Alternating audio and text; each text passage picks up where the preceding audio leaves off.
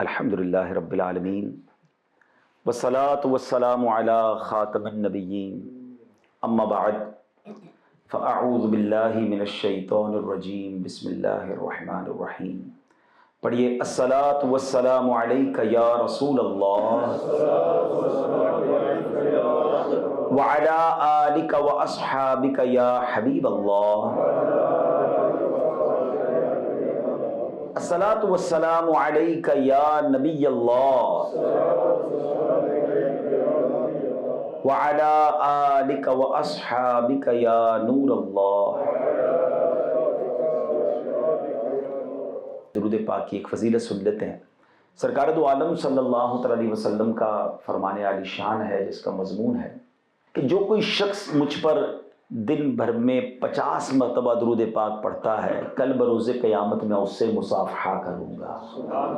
اب آپ غور کریں کہ نبی پاک علیہ الصلوۃ والسلام جو ہیں ان سے مصافحہ، اور وہ بھی ڈے آف ججمنٹ، قیامت کے دن یہ موقع ملنا، یہ کتنی بڑی سعادت ہوگی. If I have a question for all of you کہ وہ کون سی شخصیت ہوگی کہ ڈے آف ججمنٹ جس سے آپ کو ملاقات کا جی چاہے گا. اگر میں دنیا کے ہر مسلمان سے پوچھوں تو ہر کسی کی تمنا ہوگی کہ کسی طرح میں نبی پاک کے قریب ہو جاؤں، میں ان کا دیدار کر لوں، ان سے بات کر لوں، کیونکہ وہی شافع روز محشر ہیں. محشر کے دن تو انہوں نے ہی کام آنا ہے نا.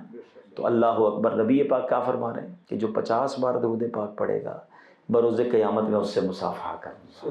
اللہ کرے میں اور آپ کثرت سے درود پاک پڑھنے والے بن جائیں. آئیے مل کر محبت سے بآواز بلند درود پاک پڑھ لیجئے. صلو علی الحبیب صلی اللہ تعالی علی محمد صلی اللہ علیہ وسلم. آج جس ٹاپک پر میں نے بات کرنی ہے وہ یہ ہے کہ اسلام کے جو 5 پلرز ہیں، 5 پلرز آف اسلام. اللہ پر ایمان لانا، توحید پر یقین رکھنا، نبی پاک علیہ الصلوۃ والسلام کو اپنا آخری نبی ماننا، اور اس کے بعد نماز، روزہ، حج اور زکوٰۃ. آج اسلام کی ایک ایسی خوبصورت پکچر پیش کرنا چاہتا ہوں کیونکہ ویسٹرن ورلڈ میں بیٹھا ہوں اور یہاں ایک ڈسکشن ہوتی ہے کہ اسلام سوسائٹی کے لیے، معاذ اللہ جو لبرل ہیں یا اسلام دشمن قوت ہیں وہ بات کرتے ہیں کہ اسلام جہاں بھی امپلیمنٹ ہوتا ہے وہاں سوسائٹی کے لیے مشکل کھڑی ہو جاتی ہے. ماں جناب سوسائٹی میں ڈیفیکلٹی کھڑی ہو جاتی ہے. اسلام جو ہے وہ سختی کا مذہب ہے، اسلام سے لوگ ایک دوسرے سے دور ہو جاتے ہیں. یہ وہی لوگ ہیں جنہوں نے لگتا ہے اسلام کو پڑھا نہیں ہے، اسلام کو سمجھا نہیں ہے. آج میں آپ کو اپنے بیان میں انشاءاللہ اللہ کی رحمت سے پروف کروں گا کہ Islam is the best religion for the best society. اگر آپ دنیا میں کہیں امن چاہتے ہیں، اگر آپ دنیا میں کہیں بھائی چارہ چاہتے ہیں، اگر آپ دنیا میں کہیں محبتیں چاہتے ہیں، اگر آپ چاہتے ہیں کہ لوگ مل جل کر رہیں اور آپس میں ایک دوسرے کا ساتھ دیں اور ایک دوسرے کے ساتھ درگزر کریں، تو اسلام سے خوبصورت مذہب اور کوئی نہیں ہے. ہاں یہ ضرور کہا جا سکتا ہے کہ مسلمان پراپر اسلام پر عمل نہیں کر رہے. اگر مسلمان پراپر اسلام پر عمل کر لیں تو اس سوسائٹی سے بہترین سوسائٹی اور کوئی نہیں ہو سکتی. تو آج انشاءاللہ اس ٹاپک پر میں چند باتیں عرض کروں گا اور چند وہ اعمال میں آپ کو بتاؤں گا جس میں بظاہر آپ کو کوئی عبادت نظر نہیں آئے گی. یعنی بظاہر کوئی سجدہ نہیں ہے، کوئی تلاوت نہیں ہے، کوئی روزہ نہیں ہے، کوئی ذکر و اذکار نہیں ہے، لیکن اس کے کتنے بڑے بڑے اجر ہیں، کتنے بڑے بڑے انعام ہیں کہ آپ حیران ہوتے چلے جائیں گے کہ یار کمال ہے کہ یہ عمل اور اس کا ثواب اتنا زیادہ. اور اگر آپ اس کے پیچھے اس کی پروسیس کو سمجھیں گے، اس کے تھاٹ کو سمجھیں گے تو سمجھ آئے گا کہ اس اتنا بڑا اجر رکھنے کی ایک وجہ یہ بھی ہے کہ لوگ پیار سے رہیں، ماحول سافٹ رہے، کول ڈاؤن ہو کر رہیں، لڑائی جھگڑا نہ ہو اور سوسائٹی بہترین سوسائٹی بن جائے. چلتے ہیں، سٹارٹ کرتے ہیں مسکرانے سے. سبحان اللہ ہے، اسمائل کرنا. اب مجھے بتائیں نا، میں مسکراؤں یا آپ مسکرائیں، یہ اللہ کی عبادت تو بظاہر تو نہیں ہے. نہ میں سجدہ کر رہا ہوں، نہ نماز پڑھ رہا ہوں، نہ تلاوت کر رہا ہوں، مگر نبی پاک نے کیا فرمایا؟ میرے آقا علیہ الصلوۃ والسلام فرماتے تمہارا اپنے مسلمان بھائی کے لیے مسکرانا صدقہ ہے. اللہ اکبر، مسکرانا صدقہ ہے. سبحان اللہ. اچھا، اب اگر آپ اس کے پیچھے لاجک پہ چلے جائیں کہ مسکراہٹ یہ وہ خزانہ ہے، جتنا خرچ کرو یہ بڑھتا ہی ہے، کم نہیں ہوتا. میں مسکراتا ہوں، مجھے دیکھ کے سامنے والا بھی مسکراتا ہے، ٹھیک ہے نا. اچھا، آج انٹرنیشنلی یہ کورسز کروائے جا رہے ہیں کہ how to smile. Customer service کے لوگوں کو سکھایا جاتا ہے کہ زیادہ مسکرانا ہے تاکہ آپ کی کسٹمر سروس اچھی ہو، لوگ آپ کے قریب آئیں، آپ ہر دل عزیز بن جائے. مگر میرے آقا کتنا مسکرایا کرتے تھے. حضرت ابو درداء رضی اللہ عنہ صحابی رسول ہیں، جب آپ گھر آتے تھے نا اپنی وائف سے، اپنی زوجہ سے بات کرتے تھے، حضرت ام درداء رضی اللہ تعالیٰ سے، تو مسکرایا کرتے تھے. تو ایک دن زوجہ نے آپ سے پوچھ لیا کہ حضرت آپ اتنا مسکراتے ہیں، جب مجھے دیکھتے ہیں مجھے مسکراتے ہیں، اتنی اس کی کیا وجہ ہے؟ تو کہتے ہیں وجہ یہ کہ جب میں نبی پاک علیہ الصلوۃ والسلام کی بارگاہ میں جاتا ہوں نا پیارے آقا جب بھی مجھ سے بات کرتے ہیں میرے آقا مسکراتے ہیں، تو میں ان کو دیکھ کر میری بھی عادت پڑ گئی ہے. اللہ اکبر. نبی پاک اتنا مسکرایا کرتے تھے، جس کی تسکین سے روتے ہوئے ہنس پڑے، اس تبسم کی عادت پہ لاکھوں سلام. یعنی مسکرانا سنت بھی ہے، مسکرانا صدقہ بھی ہے. مگر مجھے ایک بات بتائیں کہ میں نے کوئی چیریٹی تو نہیں کی کہ صدقہ کہا گیا، میں نے کوئی 10 یوروز تو نہیں دیے، 100 کراؤنز تو نہیں دیے، مگر صدقے کا ثواب مل رہا ہے. کیوں؟ Only for smiling. لیکن اس سے فائدہ کیا ہوگا کہ اگر ہم مسکرائیں گے، ہم سافٹ ہو جائے گا ماحول. میں آپ کو مسکرا کر ملوں گا، مجھے مسکرا کر ملیں گے تو ماحول بھی اچھا ہو جائے گا. ہمارا جو باڈی ٹیمپریچر کہہ لیں، یا ہمارا جو غصہ ہے، یا ہمارے اندر کوئی ایگریشن ہے، وہ کم ہو جائے گا. اور یہی اسلام کو ریکوائرڈ ہے کہ محبت سے رہیں، پیار سے رہیں، مسکرا کر رہیں. مگر بہت سارے ایسے لوگ ہیں جو مسکراتے نہیں ہیں. اب چلیں آج نیت کر لیں انشاءاللہ کہ نبی پاک کی سنت کی نیت سے مسکرائیں گے انشاءاللہ. جب جب مسکرائیں گے ثواب بھی ملتا رہے گا. ایسا آپ کو بھی ہوا ہوگا، فیل مجھے بھی فیل ہوا ہے کہ کچھ لوگ بالکل نہیں مسکراتے. یعنی ابھی ان کا چہرہ جب بھی دماغ میں آتا ہے، کبھی ان کو مسکراتے نہیں دیکھا آج تک. تو ایسا نہ کریں، اپنی ذات کے اندر اور مسکرانا رکھیں. اور خاص طور پہ اگر آپ کی پبلک ڈیلنگ ہے تو آپ کو زیادہ، اگر عوام میں ہیں، آپ آفس میں ہیں، جاب کر رہے ہیں، اپنے بزنس کر رہے ہیں، فیملی کے ساتھ، اچھا مسکراہٹ کا سب سے زیادہ حقدار بھی ہمارے گھر والے ہیں. اب پرابلم یہ ہے کہ باہر تو بعض اوقات وہ بہت مسکرا رہے ہوتے ہیں، لوگ کہتے ہیں بڑا اسمائلی فیس ہے، ویری کمفرٹیبل بوائے، مگر گھر جا کر وہ اتنا سخت ہو جاتے ہیں، شیر ببر بن جاتے ہیں. ایسا نہیں ہونا چاہیے. ہمارے حسن اخلاق کے سب سے زیادہ اگر کوئی حقدار ہے تو وہ کون ہے؟ ہمارے گھر والے ہیں. نبی پاک علیہ الصلوۃ والسلام کی حدیث. چلے اب دوسرا کام، میں نے کہا نا کہ آج وہی کام بتاؤں گا جو بظاہر کوئی عبادت نظر نہیں آئیں گے آپ کو، لیکن اس میں اجر کتنے سارے ہیں. پیارے آقا علیہ الصلوۃ والسلام فرماتے خیرکم خیرکم لأہلہ. فرمایا تم میں بہترین وہ ہے جو اپنے گھر والوں کے ساتھ بہترین ہے. اور آقا نے فرمایا میں تم سب سے زیادہ اپنے گھر والوں کے ساتھ بہترین ہوں. یعنی نبی پاک نے پھر اپنے آپ کو پیش کر کے فرمایا کہ تم میں بہترین کون ہے؟ the best amongst you، جو اپنے گھر والوں کے ساتھ بہترین ہے. مگر آقا نے یہ فرمایا کہ میں تم سب سے زیادہ اپنے گھر والوں کے لیے اچھا ہوں.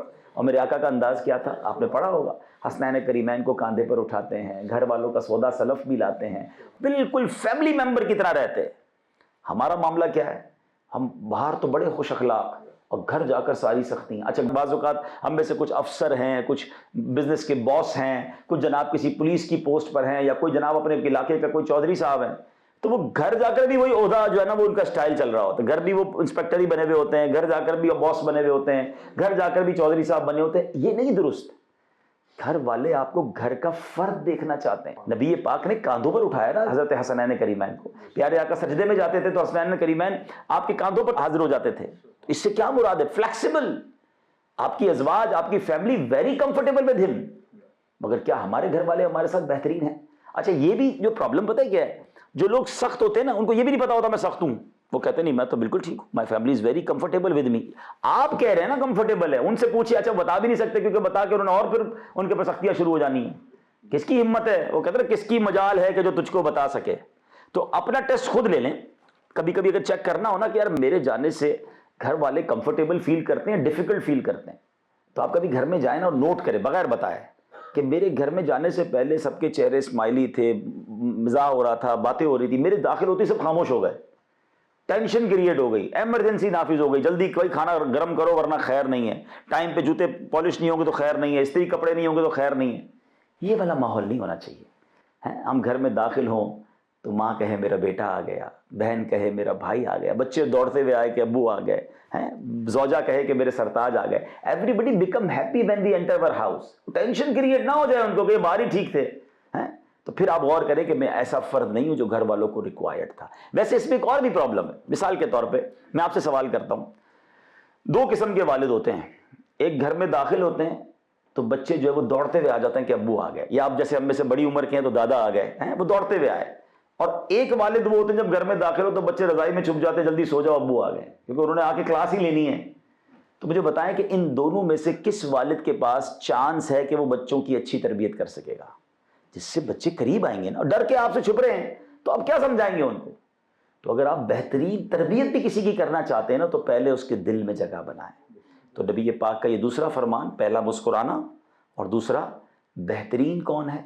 جو اپنے گھر والوں کے ساتھ بہترین. اگین میں اپنے گھر والوں کے ساتھ بہترین، اس میں اللہ کی عبادت کون سی ہے؟ آپ غور کریں نا. مگر میری شریعت کو کیا پسند ہے کہ گھر میں جائیں تو سافٹ رہیں، نرم رہیں، دھر دل عزیز رہیں، پیار والا ماحول ہو، گڈ فیملی ہو. یعنی اگر ہوم سویٹ ہوم کا فارمولہ اپنانا ہے تو وہ بھی میری شریعت پر عمل ہے، میرے مصطفیٰ کریم کی سنت پر عمل ہے. اب آگے چلتے ہیں. سبحان اللہ. ایک اور بڑا کمال کا عمل ہے اور وہ ہے سلام کرنا. ہم آپس میں جب ملے تو یہ گڈ مارننگ ابھی سے شروع نہیں ہوا. نبی پاک علیہ الصلوۃ والسلام کی جلوہ گری سے پہلے لوگ آپس میں ملتے تھے تو وہ یہی کہتے تھے کتنی پیاری صبح ہے، عربی میں کہتے تھے ہیں، تو اس کا مطلب یہ تو گڈ مارننگ. مگر پیارے آقا نے فرمایا کہ یہ مسلمانوں کا طریقہ نہیں ہے. طریقہ یہ ہے کہ ایک دوسرے کو سلام کریں. السلام علیکم ورحمۃ اللہ وبرکاتہ. حدیث پاک سنیں. نبی پاک فرماتے تم جب تک جنت میں داخل نہیں ہوگے جب تک تم ایمان نہ لاؤ، اور تم مومن نہیں ہو سکتے جب تک تم ایک دوسرے سے محبت نہ کرو. اب غور کریں، ایک دوسرے سے محبت کرنی، یعنی اسلام کتنا محبت کا درس دے رہا ہے. اور پھر محبت پیدا کیسے، اس کا فارمولہ بھی نبی پاک فرما رہے ہیں. اور کیا تم کو ایسی چیز نہ بتاؤں تو عمل کرو تو ایک دوسرے سے محبت کرنے لگ جاؤ. محبت پیدا کرنے والی چیز کیا ہے؟ نبی پاک فرماتے ہیں سلام کو عام کرو. یعنی سلام اگر کوئی عام کرتا ہے تو سبحان اللہ ہوتا کیا ہے کہ اس کے دل میں مسلمانوں کے لیے محبت پیدا ہو جاتی ہے. تو یہی بات ہمیں سمجھنی ہے. اب ایک اور بڑی پیاری حدیث پاک سنیے گا. اچھا، اس حدیث میں مجھے اتنی پسند ہے یہ حدیث. لفظ ہیں موتیوں جیسے. نبی پاک کے الفاظ تو سبحان اللہ. ہم کہتے تھے نا کہ وہ الفاظ کیسے تھے کہ وہ دہن جس کی ہر بات وحی خدا، چشمہ علم و حکمت پہ لاکھوں سلام. اعلیٰ حضرت ایک اور جگہ لکھتے ہیں نا، میں نثار تیرے کلام پر ملی یوں تو کس کو زبان نہیں، وہ سخن ہے جس میں سخن نہ ہو، وہ بیان ہے جس کا بیان نہیں. آپ پہلے عربی کے الفاظ سنیے پھر میں اس کا ترجمہ سناؤں گا. نبی پاک علیہ السلام فرماتے یا ایھا الناس افشوا السلام واطعموا الطعام وصلوا باللیل والناس نیام تدخلوا الجنہ بالسلام. ہے نا کیسے پیارے الفاظ ہیں، موتیوں کی مانند. اب ان کے معنی سمجھیے گا. کمال فرمایا میرے آقا نے. فرماتے ہیں یا ایھا الناس، اے لوگو، افشوا السلام، سلام کو عام کرو. واطعموا الطعام، لوگوں کو کھانا کھلاؤ. وصلوا باللیل والناس نیام، رات کو اس وقت نماز پڑھو جب لوگ سو رہے ہوں. یہ کتنے کام دیے پیارے آقا نے؟ 3. افشوا السلام، سلام کو عام کرو. واطعموا الطعام، کھانا کھلاؤ. اور وصلوا باللیل والناس نیام، جب لوگ سو رہے اس وقت نماز پڑھو. تہجد پڑھنے والوں آپ کو مبارک ہو. یہ 3 کام کیے. پھر اس کا رزلٹ کیا ملے گا؟ What will be the reward? فرمایا تدخلوا الجنۃ بسلام. یہ 3 کام کر لو گے تو جنت میں سلامتی کے ساتھ داخل ہو جاؤ. ایک تو جنت میں داخل اور وہ بھی سلامتی کے ساتھ. تو یہ 3 کام آپ اپنی زندگی میں عام کریں کہ سلام. اچھا، اب اس میں بھی ذرا دیکھیں تو 3 میں سے 2 کام کون سے ہیں؟ سلام کو عام کرنا اور لوگوں کو کھانا کھلانا. مجھے بتاؤ نا، اس میں اللہ کی عبادت کہاں ہے؟ اس میں کون سا سجدہ ہے، کون سی تلاوت ہے؟ مگر مجھے اتنا بڑا انعام کیوں مل رہا ہے؟ کیونکہ میرا رب یہ چاہتا ہے، شریعت یہ چاہتی ہے، اسلام یہ چاہتا ہے کہ لوگ مل کر رہیں، بھوکے کو کھانا کھلائیں، غریب کی مدد کریں، پڑوسی کا خیال رکھیں، مسکرا کر ملیں. کوئی آ رہا ہے غصے میں تو اس کو معاف کر دیں، کسی کو غصہ آ رہا ہے تو بدلہ ڈالیں. یہ سارے کام وہ ہیں جو سوسائٹی کو بہترین کرتے ہیں. اور ان سب کے اجر کیسے کیسے ہیں سنتے جائیے اور اپنے مسلمان ہونے پر فخر کرتے جائیے. انفارچونیٹلی جن کے پاس علم نہیں ہوتا، دین پڑھا ہوا نہیں ہوتا، وہ مسلمان ہونے پر شرمندہ گھوم رہے ہوتے ہیں. جب دوسرے ملکوں میں لوگوں کا حقوق العباد کے معاملات دیکھتے ہیں، ہیومینٹی کو دیکھتے ہیں، ان کے جناب کیئرنگ کے سسٹم کو دیکھتے ہیں تو کہتے ہیں یار کیا نظام ہے. انہوں نے کلمہ نہیں پڑھا لیکن جناب ان کے پاس تو تمام حقوق العباد کے معاملات ہیں، کتنا دوسرے کا خیال ہے. ارے ہمارے دین کو پڑھا آپ نے نہیں ہے، ورنہ خدا کی قسم اسلام تو وہ ہے جو جانوروں کے بھی حقوق بیان کرتا ہے. اسلام جانوروں کے ساتھ بھی بہترین سلوک کا بیان کرتا ہے. ایک بار نبی پاک علیہ السلام کہیں وضو فرما رہے تھے، پیارے آقا نے وضو کیا، ابھی وضو فرما رہے برتن سے، تو ایک پیاسی بلی قریب آئی. نبی پاک نے وہ برتن اس کے آگے کر دیا. میرا اسلام تو یہ ہے، میں دوسروں سے کیوں انسپائر ہوں؟ اگر میں اپنا خود اسلام نہیں پڑھ رہا اور اس پر عمل نہیں کر رہا تو یہ کس کا قصور ہے؟ یہ میرا قصور ہے. میرے دین کی تعلیمات تو اتنی شاندار ہیں کہ آج بھی اگر 100% اسلام کہیں کسی بھی سوسائٹی میں امپلیمنٹ کر دیا جائے تو وہ سوسائٹی دنیا کی بہترین اور دنیا کی سب سے پاپولر سوسائٹی ہوگی. کہ لوگ مثالیں دیں گے کہ جناب یہ وہ لوگ ہیں جو ایک دوسرے کا خیال رکھنے والے، معاف کرنے والے، درگزر کرنے والے، ایثار کرنے والے ہیں. آپ سنتے جائیے. اور یہ سلام تو کیسی کمال کی نیکی ہے. اب مجھے بتائیں نا سلام کیا ہے؟ جب میں آپ سے ملتا ہوں کیا کہتا ہوں؟ السلام علیکم ورحمۃ اللہ وبرکاتہ. اللہ کی آپ پر سلامتی ہو، رحمت ہو، برکتیں ہوں. سامنے والا کیا کہتا ہے؟ وعلیکم السلام ورحمۃ اللہ وبرکاتہ. اللہ کی طرف سے آپ پر بھی سلامتی ہو، رحمتیں ہوں، برکتیں ہوں. مجھے بتائیں دونوں ایک دوسرے کو دعا دے رہے ہیں. جو گریٹنگ، جو ملاقات سلام سے شروع ہو رہی ہے، پھر جھگڑا کہاں رہے گا؟ میں تو اسٹارٹ ہی دعا دے رہا ہوں نا، آپ بھی مجھے دعا دے رہے ہیں، تو دوستی تو ہو جانی ہے، دشمنیاں کہاں بچیں گی؟ پرابلم یہ ہے کہ ہم سلام بھی اب نہیں کرتے، good morning, good evening, hello, how are you, کیا حال ہے جناب، اور سناؤ۔ مسلمان کی ابتدا ایسے نہیں ہوتی ہے۔ اچھا پھر سلام بھی پراپر کرنا نہیں آتا، السلام علیکم، السلام علیکم، بھائی اللہ کا نام ہے سلام، اللہ کا صفاتی نام ہے، دعا ہے اور اس کی برکتیں ہیں، 90 رحمتیں اسے ملتی ہیں جو سلام میں پہل کرتا ہے۔ سلام میں پہل کرنے کا کیا فائدہ ہے پتہ ہے؟ آپ جب سلام پہل کرتے ہیں نا تو اس کا مطلب آپ اپنے اندر تکبر کو ختم کر رہے ہیں۔ اچھا بندہ کبھی کبھی سوچتا ہے یار یہ اتنا آسان ہے تو لوگ ایسا کرتے کیوں نہیں ہیں؟ آسان نہیں ہے جناب، شیطان دل کو قبضہ کر لیتا ہے، میں کیوں سلام کروں، میں بڑا ہوں، یہ چھوٹا ہے، یہ پہلے سلام کرے، میں امیر ہوں، یہ غریب ہے، یہ میرا ملازم ہے، یہ پہلے سلام کرے، میں سلام کیسے کر سکتا ہوں، میرا یہ مقام ہے۔ یہی میں تو ختم کرتا ہے سلام، کہ اگر سلام میں پہل کر دے تو اسے 100 میں سے 90 رحمتیں اسے ملتی ہیں جو سلام میں پہل کر دیتا ہے۔ اگر آپ کو یہ کہہ دیا جائے کہ آپ دونوں جب ملیں گے 100 یورو ملیں گے مگر 90 اس کو ملیں گے جو سلام میں پہل کرے، اب بتائیں کون ہے جو پہل نہیں کرے گا؟ یا 90 یورو ہر سلام پر؟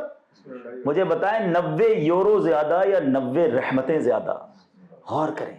اور سبحان اللہ، ہم چاہتے نہیں ہیں نا دل سے تکبر ختم ہو، ایکچولی یہ علاج بھی ہے۔ علماء نے فرمایا کہ اگر کوئی چاہتا ہے میرے دل سے تکبر ختم ہو جائے تو سلام کو عام کرے، سلام میں پہل کرتا چلا جائے، جس کو جانے جس کو نہ جانے، السلام علیکم، السلام علیکم ورحمۃ اللہ، آپ آگے بڑھ کے سلام کریں، انشاءاللہ آپ دیکھیں گے آپ کا دل عاجزی کا پیکر بن جائے گا۔ اور مزے کی بات بتاؤں، وہ لوگ جو اس زوم میں ہوتے ہیں نا کہ میں کیوں سلام کروں، سامنے والا کرے، چھوٹی عمر کا ہے، کم پیسے والا ہے، میرا ملازم ہے، میں اچھا اس میں جو بظاہر مذہبی حلیے والا ہے اسے بھی اللہ پاک تکبر سے بچائے کہ یار یہ تو نماز بھی نہیں پڑھتا، میں نمازی، اس کو سلام کرنا چاہیے۔ نہیں، میں نبی پاک کا ایک انداز آپ کو بتاتا ہوں، سبحان اللہ صلی اللہ تعالیٰ علیہ وسلم، میرے آقا تو سب کے آقا ہیں نا۔ صحابہ کرام علیہ رضوان کہا کرتے کہ ہم جب پیارے آقا کی بارگاہ میں جاتے نا، اس سے پہلے کہ ہم سلام عرض کرتے نبی پاک سلام ارشاد فرماتے، میرے آقا سے بڑھ کر تو کوئی نہیں نا۔ اچھا صحابہ کرام کہتے کبھی کبھی تو ہم پلان کر کے جاتے تھے کہ آج جا کر ہم نے پہلے سلام کرنا ہے، مگر کہتے کہ اس سے پہلے کہ ہم سلام کریں سرکار دو عالم علیہ السلام سلام فرما دیا کرتے تھے۔ بلکہ علماء تو ایک اور عشق بھری بات فرماتے ہیں کہ اگر آج بھی کوئی مدینہ شریف چلا جائے، سنیے گا ذرا غور سے، روضہ رسول پر جائے، اس سے پہلے کہ ہم سلام پیش کریں پیارے آقا اپنی عادت کے مطابق آج بھی سلام میں پہل فرماتے ہیں۔ تیری عاجزی پہ لاکھوں، تیری سادگی پہ لاکھوں، ہو سلام عاجزانہ مدنی مدینے والے۔ اللہ کو پسند یہ ہے، شریعت کو پسند یہ ہے کہ محبتیں بڑھ جائیں، پیار بڑھ جائے، انسان تکبر نہ کرے، عاجزی کا پیکر ہو جائے۔ اور اس میں بھی نیکیاں کس طرح ہیں اب یہ بھی سمجھ لیجئے گا، اگر کوئی صرف السلام علیکم کہتا ہے تو 10 نیکیاں، ورحمت اللہ ملا لے تو 20 نیکیاں، اور وبرکاتہ بھی شامل کر لیں تو 30 نیکیاں ملتی ہیں۔ تو اب خود ہمیں لالچ ہونی چاہیے نیکیوں کی، اس سے آگے نہیں ہے، یاد رکھیے کچھ لوگ اس کے بھی آگے بہت بڑھا رہے ہوتے سلام، ایسا نہیں ہے۔ اب آگے چلتے ہیں، ایک اور کمال کا کام، میں صرف انہی کاموں کو آج آپ کے سامنے بیان کروں گا جس میں بظاہر آپ کو کوئی عبادت نظر نہیں آئے گی مگر اجر کتنے بڑے ہیں، اور اس کا کرنچ کیا ہے، اس کی سمجھیے کہ ضرورت کیا ہے، کہ جیسے جیسے آپ یہ کام کرتے جائیں گے بیسٹ سوسائٹی بنتی جائے گی۔ حدیث پاک ہے تحادو تحابو، ایک دوسرے کو تحفے دو، اس سے تم میں محبت بڑھے گی۔ ایک دوسرے کو گفٹ دیں، اس سے محبت بڑھے گی، یعنی مسلمان ایک دوسرے کو پیار سے رہیں، محبت سے رہیں، اور یہ میرے اسلام کا طریقہ ہے۔ اور سبحان اللہ اگر اچھی نیت کے ساتھ تحفہ دیا جائے، اچھا تحفے میں بھی اگر انسان کا ذہن اور اچھا ہونا تو ایک اور کام کرنا چاہیے۔ چلیں بات چلی ہے کہ ہمارے یہاں کچھ بعض اوقات کچھ ریت رواج ہیں، ہم وہی تحفے دے رہے ہوتے ہیں اور بظاہر وہ تحفے کسی کام کے بھی نہیں ہوتے۔ اب ہم کسی کے گھر جاتے ہیں، نارملی پہلا کیا تحفہ ملتا ہے؟ گلدستہ۔ اب ایک بندہ اس گلدستے کا کیا کرے گا، اور ایک ہی بندے کو 4 گلدستے دے دیں آپ، وہ بندہ ویسے بھی اگر ٹریولر ہے تو گلدستے لے کر کہاں جائے گا؟ اچھا یہ پیسے سے آتے ہیں، فری تو آتے نہیں ہیں، اس کی جگہ اگر اتنی ہی پیسوں کی آپ کوئی کتاب دے دیں، کوئی اسلامک بک دے دیں، وہ جب تک پڑھتا رہے گا آپ کو ثواب ملے گا۔ اچھا آپ نے کہہ رہے کتاب کے علاوہ کچھ دینا ہے، کوئی تسبیح تحفے میں دے دیں، اچھا عطر بھی دے دیں گے تو وہ لگائے گا تو خوشبو ملے گی نا اسے۔ بعض اوقات ہم کچھ ایسے تحفے دیتے ہیں جو سامنے والے کے کسی کام کے بھی نہیں ہوتے، تو اس کی بجائے وہ تحفے دیں جو نیکیاں بڑھانے کا سبب بنے۔ تو بہت اچھا، اب امام صاحب کو تحفے کون سے دیتے ہیں لوگ؟ ایک یہ بڑا مسئلہ ہے، امام صاحب کو جس نے بھی دینا جا نماز دینی ہے، یہ امام صاحب کو جا کر جناب انہوں نے وائٹ کپڑے کا سوٹ دینا ہے۔ اب امام صاحب کے پاس پتہ کتنی جا نماز بچھا کے وہ نماز پڑھیں گے؟ بھائی آپ کے گھر میں ایک جا نماز ہے، کئی سالوں سے آپ پڑھ رہے ہیں، امام صاحب کے 50 جمع ہو گئی ہیں، لیکن ہر بندے نے جا کے جا نماز، بھائی امام صاحب کو آپ، میں سے مشورہ دیتا ہوں علماء کرام کو بالخصوص، جب بھی علماء کرام اور مسجد کے امام صاحب کو کوئی تحفہ دینا، بیسٹ یہ کہ انہیں کیش دے دیں تاکہ ان کو جو لینا ہے وہ لے لیں. اب پتہ چلا آپ کسی کو سوٹ دے رہے اس کے پاس سلائی کے پیسے نہیں ہیں. اچھا اب میں یہاں آپ کے یہاں تو چلیں پھر بھی ماشاءاللہ ویل آف ہوتے ہیں. میں پاکستان کی مثال دیتا ہوں. ہمارے یہاں کئی بیچارے کسی کے گھر میں بچے کے دوائی کے پیسے نہیں ہیں اور اس کو آپ نے 1000 روپے کا ہار پہنا دیا, اس کو 2000 روپے کی جانماز دے دی, حالانکہ دونوں چیزوں سے اس کا کوئی کام نہیں ہوا. وہی 2-3 ہزار اسے مل جاتے تو شاید اپنے بچے کو علاج کروا لیتے. تو اگر یہ سینس ہو جائے کہ ہمیں کس کو تحفہ وہ دیں جس کی اس کو ضرورت ہو اور وہ اس کو استعمال کرے. جب آپ کوئی ایسا تحفہ دیں گے جس کو وہ یوز کرے گا تو آپ یاد آتے رہیں گے کہ یار فلاں نے دیا تھا. میں مثال دیتا ہوں, ویسے تو یہ صرف سیکھنے کے لیے کہ پروڈکٹیو گفٹ, جیسے سب سے بیسٹ تو کتاب ہوتی ہے, کوئی دینی کتاب ہو جائے, تسبیح ہو جائے, عطر ہو جائے, کہ انسان اس کو یوز کرے تو آپ اسے یاد آئیں گے. اسی طرح جو روزمرہ کی چیزیں ہوتی ہیں. میں ایک بار پاکستان کے شہر لاہور گیا تو ایک چھوٹی عمر کا لڑکا تھا, چھوٹی عمر سے بہت بالغ تھا, وہ آیا اور اس نے مجھے میرے اپنی ایک تھیلی پکڑا کے وہ چلے گئے. میں نے بعد میں اس میں کھولا, اس میں جرابیں تھیں. تو میں نے کہا یہ کیسا تحفہ دیا, اچھا لگا مجھے. اچھا میں ایک تھوڑے سے بعد پھر لاہور گیا تو پھر مجھے اس نے, تو میں نے کہا یہ آپ کیوں دیتے ہیں؟ کہہ رہے میری اپنی دکان اس چیز کی ہے. لیکن میں دیکھا میں جب جراب پہنتا مجھے بچہ یاد آ جاتا تھا. تو اب وہ تحفہ ہے کہ آپ کے یوز میں آیا نا.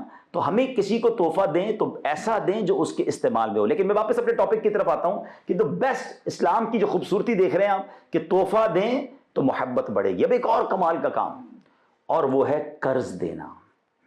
اب قرض جو لون دینا ہے وہ کتنی بڑی نیکی ہے آپ کو پتہ ہے؟ نبی پاک علیہ الصلوۃ والسلام شب معراج کو تشریف لے گئے, آپ نے جنت کے دروازے پر لکھا ہوا دیکھا کہ صدقے کا ثواب 10 گنا ہے اور قرض کا ثواب 18 گنا ہے. تو نبی پاک نے جبریل امین سے پوچھا کہ اے جبریل, یہ 10 گنا تو صدقے کا ثواب اور قرضے کا 18 گنا کیوں ہے؟ کہا حضور مسئلہ یہ ہے کہ صدقہ تو ہر آدمی مانگ رہا ہوتا ہے, پتہ بھی نہیں چلتا کہ وہ جناب نیڈی ہے یا نہیں ہے. فرمایا قرضہ وہی لیتا ہے جو نیڈی ہوتا ہے, جو ضرورت مند ہوتا ہے. ایک شخص تھا, بڑا گناہگار تھا, اس کا انتقال ہو گیا. جب اس کا انتقال ہوا تو کسی نے خواب میں دیکھا کہ تمہارے ساتھ کیا معاملہ ہوا. کہتا اللہ نے میری بخشش فرما دی. کہا تجھے کیسے بخش دیا, تو تو بڑا گناہگار تھا. کہاں گناہگار ضرور تھا مگر میری عادت تھی میں لوگوں کو قرضہ دیا کرتا تھا. ایک بندہ رکھا تھا جو پیسے وصول کرنے جاتا تھا, اس کو میں نے ایک سمجھائی بھی تھی بات, دیکھ پہلے پیسے وصول کرنا, کوئی ملے نا پریشان اور مہلت مانگے تو اس کو مہلت دے دینا, اور تجھے لگے کوئی بالکل ہی کلاش ہو گیا ہے, بڑا ہی تنگ دست ہو گیا تو اس کو معاف کر دینا. مرنے کے بعد مجھے بتایا گیا کہ تو میرا بندہ ہو کر میرے بندوں کو معاف کرتا تھا, میں نے تیرے سارے گناہ معاف کر دیے. تو کبھی کبھی کوئی قرضہ معاف بھی کر دیا کرو, کبھی کوئی بیچارہ پریشان آئے تو اس کو تھوڑا ٹائم مزید بڑھا دیا کرے, اس نیت کے ساتھ کہ میرے ثواب کا میٹر جاری ہے. اب آتے ان لوگوں کی طرف کہ جو قرضہ لے کر بالکل ہی چینج ہو جاتے ہیں. یہ اتنا بڑا مسئلہ ہے کہ قرضہ لینے سے پہلے بندہ اور ہوتا ہے, قرضہ لینے کے بعد بندہ ہی بدل جاتا ہے. اتنی منتیں کر کے لیتا ہے, آپ فکر ہی نہ کریں, ٹائم پہ دے دوں گا, بس آپ کی بڑی مہربانی, میرے بچے بھی آپ کو دعا دیں گے. پیسے لینے کے بعد بندہ ایسا غائب ہوتا ہے کہ بندہ ڈھونڈتا ہے گیا کدھر, نہ فون اٹھاتا ہے میرا, نہ جواب دیتا ہے. تو یہ زیادتی ہے. یہ لوگ جو ایسا کرتے ہیں نا, ان کی وجہ سے ان لوگوں کو بھی اب قرضہ ملنا بند ہو گیا جو بیچارے نیڈی ہوتے ہیں. اگر آپ نے کسی کا قرضہ لیا ہے, سب سے پہلے تو جب لیں اس وقت دینے کی نیت ہونی چاہیے. اگر دینے کی نیت نہیں ہے تو ایک بات یاد رکھیے گا, آپ تو برباد ہوں گے, اللہ اسے نواز دے گا جس کے پیسے کھائے جاتے ہیں. آپ دنیا میں دیکھ لیں, جس کے پیسے کھائے گئے نا, اللہ نے اس کو تو کہیں سے دے دیا. جس نے کھائے ہیں وہ برباد ہو گیا. اور جس نے دینے کی نیت کی ہوتی ہے نا, روایتوں میں آتا ہے اللہ فرشتوں کے ذریعے مدد کرتا ہے, وہ بندہ قرضہ اتار لیتا ہے. تو اپنا قرضہ آپ جب بھی لیں پہلی نیت یہ ہو کہ یا اللہ میں نے قرضہ اتارنا ہے, مجھے قرضے والی موت نہیں چاہیے. سرکار دو عالم علیہ الصلوۃ والسلام نے ایک بار ایک جنازہ پڑھانے سے انکار فرما دیا جب پتہ چلا کہ اس پر قرضہ ہے. تو یاد رکھیے ایسی موت اللہ ہمیں نہ دے کہ ہم پر کوئی قرضہ ہو. اگر قرضہ ہے تو پہلی فرصت میں اسے اتارنا چاہیے. اچھا کچھ لوگوں کا یہ بھی پرابلم ہے, سب کچھ ہوتا ہے قرضہ نہیں دینا, پھر بھی گھر میں سامان بھی ہے, سارے گھر کے کام چل رہے ہیں, گھومنا پھرنا بھی چل رہا ہے, حج عمرے بھی چل رہے ہیں, اور پیسے نہیں لوٹانے. اب اس کا بھی فارمولہ سن لیں کہ جس کے پاس مال ہوتے ہوئے اگر وہ قرض نہیں لوٹا رہا تو اس کو روزانہ ہر لمحے گناہوں کا میٹر جاری ہے. ہاں اس کو تو نیکی مل رہی ہے, جتنے پیسے دیے نا اس کو روز ثواب مل رہا ہے, اور جو نہیں دے رہا جان بوجھ کر نہیں دے رہا, تنگ کر رہا ہے, تو اب اسے ہر گھڑی گناہ مل رہا ہے. تو یہ سوچ لے کہ یہ اللہ کی بارگاہ میں کیا منہ دکھائے گا. اور قرضے کا بوجھ لے کر گیا تو ادھر تو پیسے دینے ہیں نا, ادھر نمازیں دینی پڑیں گی. ہاں قیامت کے دن ایسا نہیں ہوگا کہ آپ کہیں گے یا اللہ میں اس کے 1 لاکھ روپے دینے, اب قیامت والے دن دے رہا ہوں. نہیں, ادھر نمازیں دینی پڑیں گی, نیکیاں دینی پڑیں گی. اعلیٰ حضرت فرماتے جو کسی کے 3 پیسے جان بوجھ کر دبا لے اس کو بروز قیامت 700 با جماعت نمازیں دینی پڑ جائیں گی. ادھر تو لاکھوں روپے کھا جاتے ہیں اور بولتے ہیں بھائی کچھ بھی نہیں کوئی کر سکتا. ٹھیک ہے کوئی کر نہیں سکتا مگر اللہ کی بارگاہ میں انصاف ہوگا. تو اب آپ غور کیجئے کہ قرضہ دینا کون سی بظاہر عبادت ہے, کون سا سجدہ ہے, کون سا روزہ ہے, مجھے بتاؤ نا, کون سی تلاوت ہے, مگر میرے اللہ کو پسند کتنا ہے, شریعت کو پسند کتنا ہے کہ آپ کسی کی مدد کر دیں, کسی کو قرضہ دے دیں, آپ کو ثواب مل رہا ہے. ہے نا بیسٹ سوسائٹی کے لیے بیسٹ ریلیجن, یہ ہے میرا اور آپ کا پیارا مذہب. اب آگے چلتے ہیں, اسلام میں کیسی کیسی جناب جو ہے نا, چلے وظیفہ بھی لے لیں. مولا علی شیر خدا کو نبی پاک علیہ الصلوۃ والسلام نے فرمایا کہ اے علی میں تمہیں ایسی بات نہ بتا دوں, ایسا وظیفہ نہ بتاؤں کہ نبی پاک نے فرمایا کہ جس کی وجہ سے تم پر پہاڑ جتنا قرض ہو تو وہ بھی ادا ہو جائے. تو آئیے مل کر پڑھ بھی لیتے ہیں. اللہم اکفنی بحلالک عن حرامک واغننی بفضلک عمن سواک.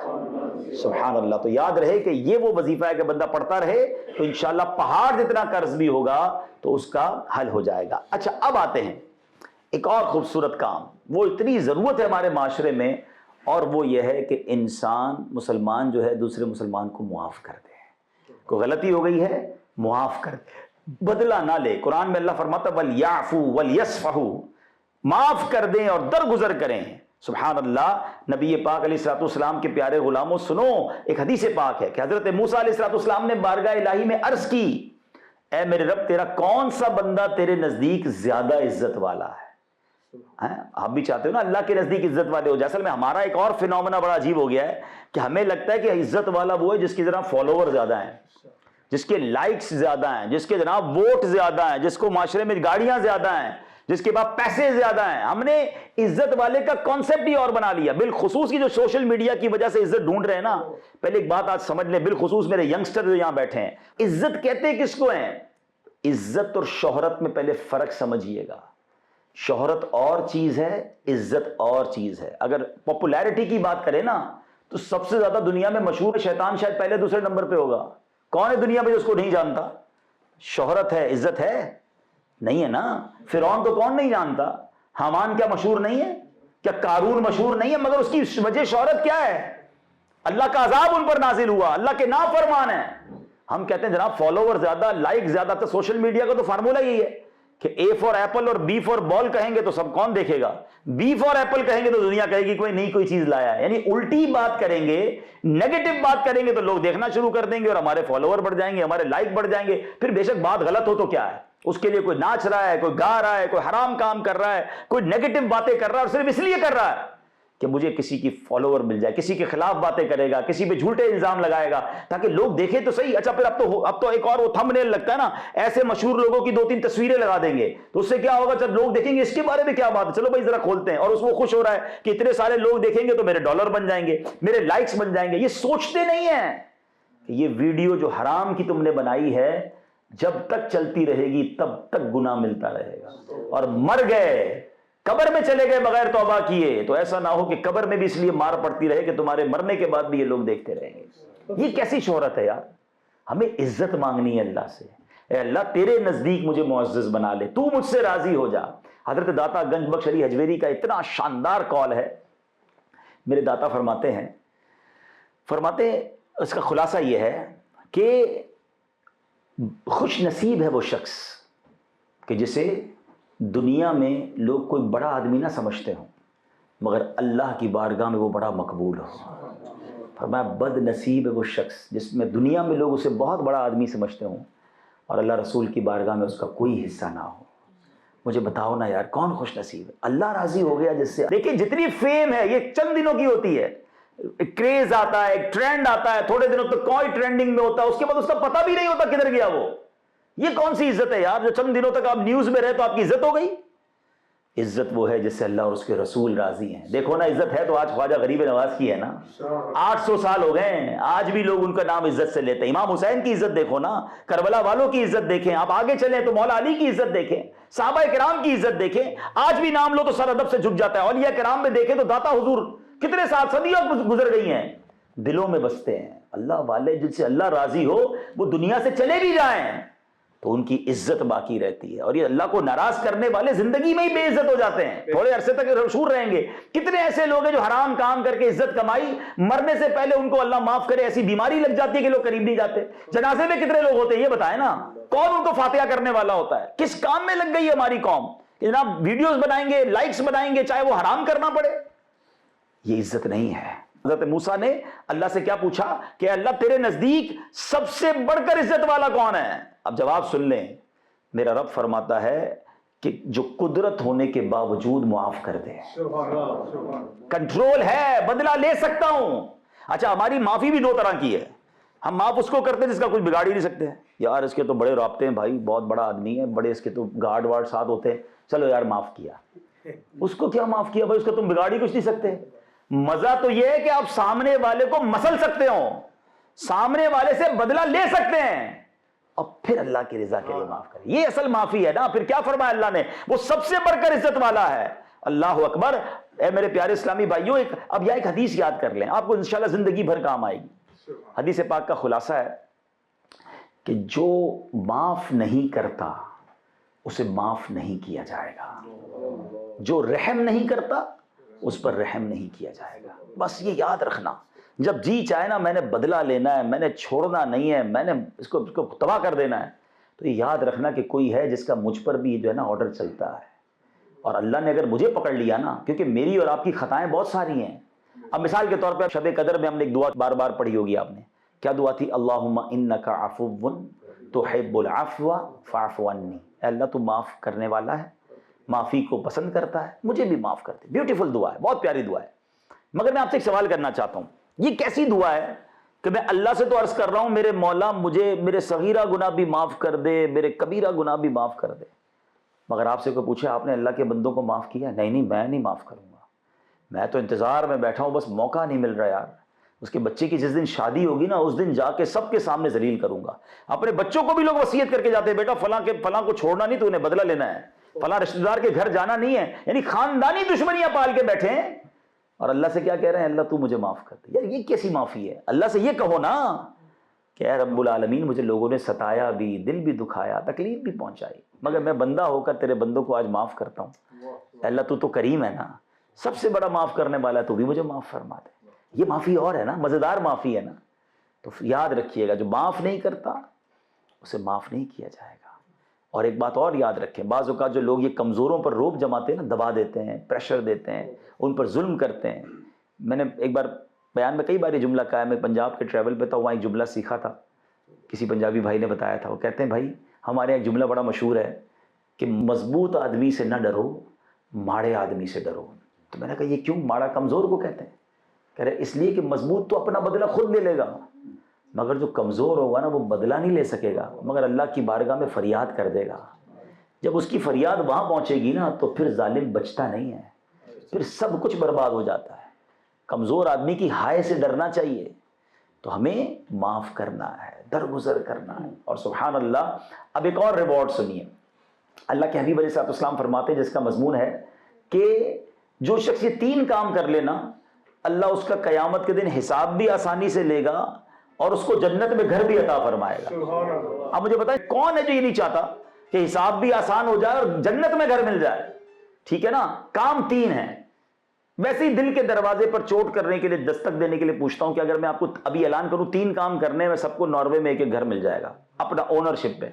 بندہ کہے گا حاجی صاحب گھر دے دو, تسی کم بتاؤ کی کرنا ہے, کم بد میں بتا دینا, جو بتاؤ گے کر دیں گے. 3 ہی کام کرنے ہیں نا, واقعی پکا اپنا گھر, پراپرٹی, جی آپ کی اپنی VIP گھر ملے گا.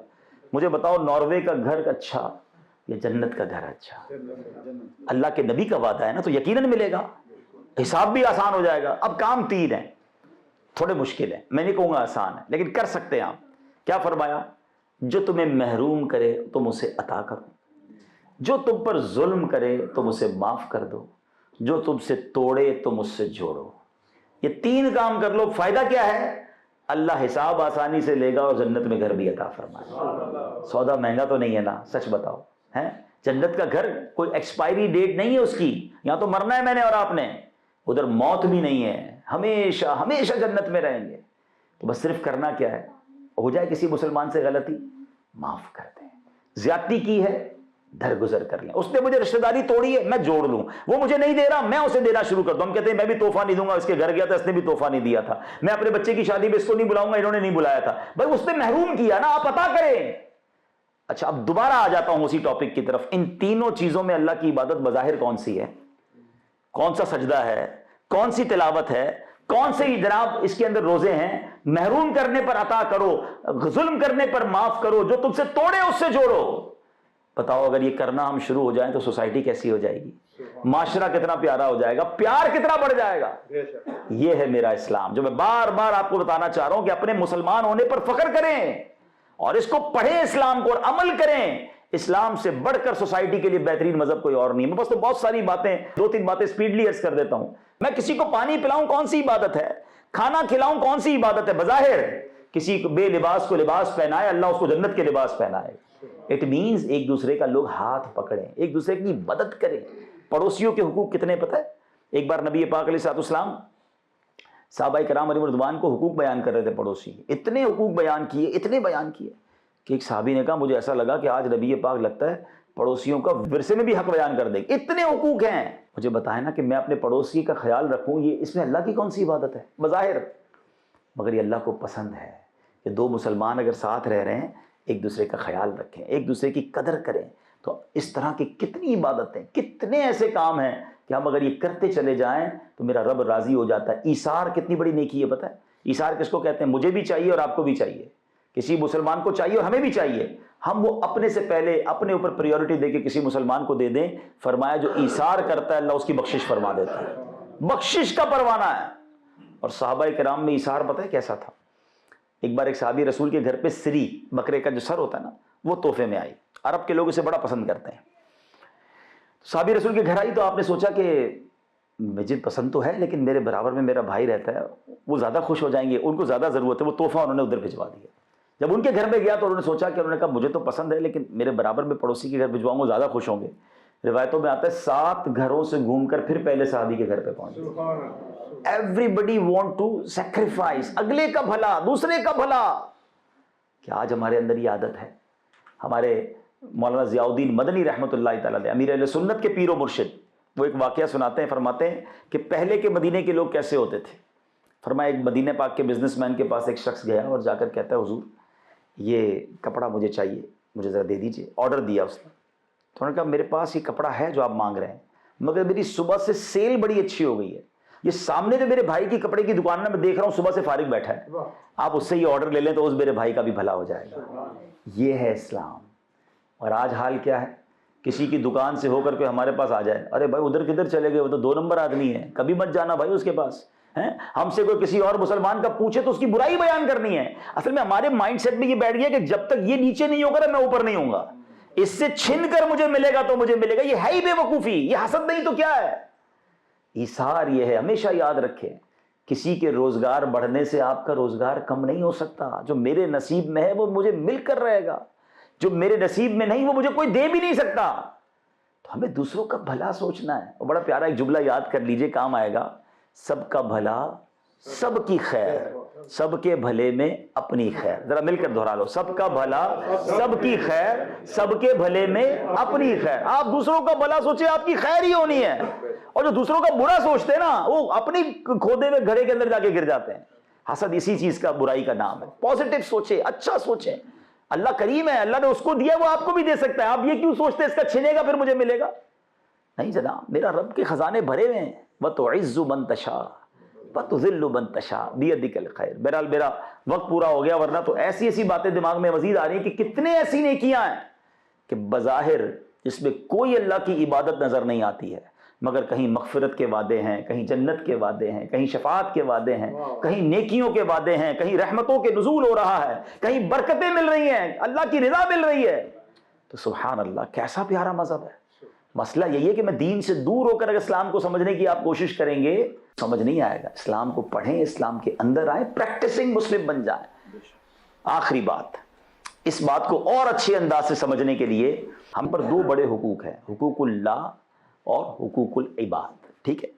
حقوق اللہ کیا ہے؟ میرا اور اللہ کا معاملہ ہے، نماز ہے، روزہ ہے، ٹھیک ہے نا، تلاوت قرآن ہے، میں زکوٰۃ دیتا ہوں، گناہوں سے بچے، بندہ گناہ کرے گا تو اللہ ناراض ہو جائے گا، یہ بندے کا اور رب کا معاملہ ہے۔ علماء فرماتے ہیں بندہ ساری زندگی حقوق اللہ پامال کرتا رہے، نہ کرے عمل، سچی توبہ کر لے، اللہ کریم ہے، وہ چاہے تو اس کے سارے گناہ معاف فرما دیتا ہے۔ بندے اور اللہ کا معاملہ ہے نا، مگر حقوق العباد کا معاملہ اللہ نے کمال طریقے سے رکھا ہے۔ شریعت کیا کہتی ہے کہ جب تک بندہ معاف نہیں کرے گا تب تک رب بھی معاف نہیں کرے گا۔ بتاؤ اسلام میں دونوں میں سے زیادہ سینسٹیو کیا ہو گیا؟ حقوق العباد۔ تو اب بتائیے یہ کتنی پیاری سوسائٹی ہے، کتنا پیارا مذہب ہے جو لوگوں کے ساتھ بہترین رہنے کا درس ٹاپ پریورٹی پہ دیتا ہے۔ ہم میں سے بہت سارے وہ لوگ ہیں جو نمازی پکے ہیں، روزہ دار پکے ہیں، چہرے پہ بعض اوقات داڑھی بھی ہے، حج بھی کر دیا، زکوٰۃ بھی دیتے ہیں، مگر بندے ان سے پریشان ہیں، گھر والے ان سے پریشان ہیں، پڑوسی ان سے پریشان ہیں، کاروباری لوگ پریشان ہیں۔ وہ یہ نہ سمجھے کہ میں اتنی ساری نمازیں پڑھ کے جناب آسانی سے جنت میں چلا جاؤں گا۔ ایک بار نبی پاک علیہ الصلوۃ والسلام نے، ایک صحابہ بیٹھے تھے، پیارے آقا نے سوال کیا، بتاؤ مفلس کون ہے؟ میں آپ سے بھی یہی سیم سوال کرتا ہوں، بتائیں مفلس غریب کون ہے؟ تو آپ بھی غالباً وہی جواب دیں گے جو صحابہ نے جواب دیا تھا کہ حضور جس کے پاس درہم و دینار نہیں، جس کے پاس پیسے نہیں، وہ مفلس ہے۔ ہم تو یہی سمجھتے ہیں نا۔ سنیے میرے آقا نے کیا فرمایا صلی اللہ تعالیٰ علیہ وسلم، فرمایا مفلس وہ نہیں بلکہ مفلس وہ ہے جو قیامت کے دن اس حال میں آئے گا، حدیث پاک کا خلاصہ ہے، اس کے پاس نمازیں بھی ہوں گی، روزے بھی ہوں گے، زکوٰۃ بھی ہوگی، ساری نیکیاں ہوں گی۔ اے نمازیوں، روزہ داروں، حاجیوں سنو، مگر وہ اس حال میں آئے گا، کسی کے ساتھ زیادتی کی ہوگی، کسی کا مال دبایا ہوگا، یہ سارے لوگ اللہ کی بارگاہ میں کھڑے ہو جائیں گے، یا اللہ ہمارا انصاف، ہمارا حق دلا۔ اب ادھر تو پیسے نہیں ہوں گے نا، ادھر تو پتہ ہے کو آخرت کی کرنسی کیا ہے، وہاں اعمال ہیں، یا تو آپ نیکیاں دینی پڑیں گی یا گناہ لینے پڑیں گے۔ اب روایتوں کے الفاظ ہیں، ایک بندہ آئے گا اس کی نمازیں لے جائے گا، ایک مظلوم آئے گا اس کا حج لے جائے گا، ایک مظلوم آئے گا اس کے روزے لے جائے گا، ایک ایک کر کے ساری نیکیاں ختم، مگر بندے پھر بھی بچ جائیں گے۔ اللہ تو انصاف کرنے والا ہے، پھر ان مظلوموں کے گناہ اس ظالم کے سر پر ڈالے جائیں گے، اور پھر لوگوں کے گناہ اپنے سر پر لے کر جہنم میں جا رہا ہے۔ تو یقیناً حقوق اللہ کرنے ہیں، مگر حقوق العباد سے غافل نہیں رہنا ہے۔ اور اس سے یہ بھی ایکسٹریکٹ کر لیجئے کہ میرا مذہب کتنا پیارا ہے کہ مجھے حقوق العباد پہ اتنی سینسٹیوٹی کے ساتھ رکھتا ہے کہ اگر میں عمل کر لوں تو میری پوری سوسائٹی، پورا معاشرہ اسلام کی دھوم پوری دنیا میں پڑ سکتی ہے۔ یہ ہماری بدبختی ہے، یہ ہماری یوں سمجھے غفلت ہے کہ ہم اپنے اسلام پر اس طریقے سے عمل پیرا نہیں۔ آئیے مل کر اس شمع کو ہم روشن کریں، اس پیغام کو لے کر چلیں، اپنے بچوں کی ایسی تربیت کریں۔ خدا کی قسم جس نبی کی ہم امتی ہے نا، ہم پر یہ ذمہ داری بنتی ہے کہ مجھے دیکھ کر لوگ کہیں کہ امتی ایسا ہے تو اس کے آقا کیسے ہوں گے، اتنا سچا امتی اس کے نبی کیسے ہوں گے، اتنا ایماندار اس کے نبی کیسے ہوں گے، اتنا با اخلاق تو اس کے آقا کا اخلاق کیسا ہوگا۔ مگر بدقسمتی یہ ہے کہ آج مسلمان کو دیکھ کر لوگ کہتے ہیں کہ اسلام اچھا مذہب نہیں ہے۔ آج مسلمانوں کو دیکھ کر گالیاں پڑتی ہیں اسلام کو، اس کی کیا جواب دیں گے قیامت کے دن اللہ کی بارگاہ میں کہ جن کی وجہ سے اسلام کو برا بھلا کہا جا رہا ہے۔ تو آج اللہ کے اس گھر میں اپنے آپ سے وعدہ کریں کہ اب ایسے مسلمان بنیں گے کہ مجھے دیکھ کر لوگ کہیں کہ سبحان اللہ، امتی ایسا ہے تو اس کے نبی کیسے ہوں۔ اللہ مجھے بہترین امتی بننا نصیب فرمائے، آپ کو بھی نصیب فرمائے۔ اور یہی دعوت اسلامی کا پیغام ہے۔ اسی پیغام کو آگے بڑھانے کے لیے مراکز ہم بناتے ہیں، خاص طور پہ ان ممالک میں اس لیے بناتے ہیں کہ اسلام کی ٹرو پکچر جو ہے، اسلام کی بہترین تصویر دنیا کے سامنے رکھی جائے کہ ان ممالک میں لوگوں کو بتایا جائے، غیر مسلموں کو بتایا جائے، اتھارٹیز کو بتایا جائے کہ اسلام امن کا درس دیتا ہے، اسلام پیار کا درس دیتا ہے، اسلام درگزر کا درس دیتا ہے، اسلام معافی کا درس دیتا ہے، اسلام ایک دوسرے کا ہاتھ پکڑ کے چلنے کا درس دیتا ہے۔ یہ ہے میرا مذہب، تو آپ اس کو پڑھیں، عمل کریں اور اس کی چلتی پھرتی تصویر بنیں۔ تو الحمدللہ دعوت اسلامی کا یہ پیغام ہے، دعوت اسلامی کا ساتھ دیں، اللہ پاک عمل کرنے کی توفیق عطا فرمائے۔ آمین بجاہ النبی الامین صلی اللہ تعالی علیہ وسلم۔